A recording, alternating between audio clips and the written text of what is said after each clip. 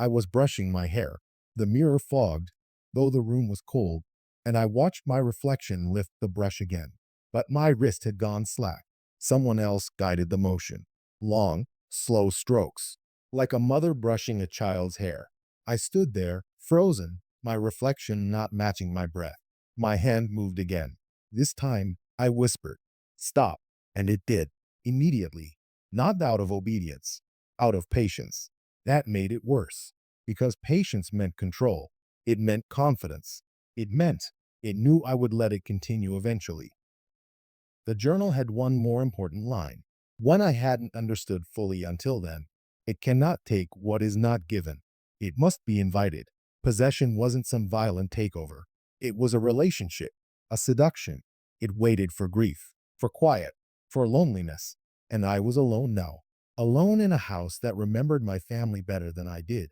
So I spoke out loud, into the air, into the dark corner of the room where the shadows felt too thick. "You want to keep me." The air shifted, warm, close.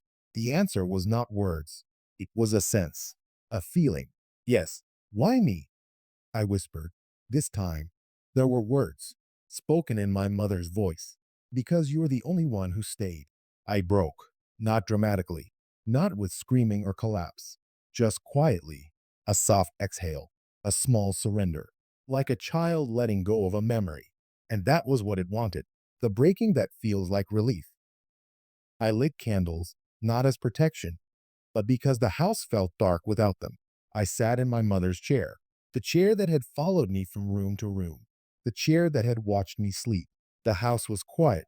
The entity was close, just beneath my skin, breathing with me, waiting. I said, "I won't let you take me completely."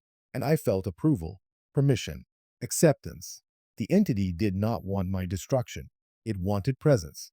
It wanted remains of me to still exist inside the body it shared. That was the balance my mother never had the chance to find. It had taken her fully because she had resisted until she couldn't. I wasn't resisting. I was negotiating. So I made a vow, not to the demon, but to my mother. "I will live, even if something lives with me." And the house exhaled. The candles wavered. The door at the end of the hall closed quietly. Not trapped, just closed. The house had accepted the bargain. And so had I. I do not stay in the house now, but I do not leave it behind. Some days I work. Some days I laugh.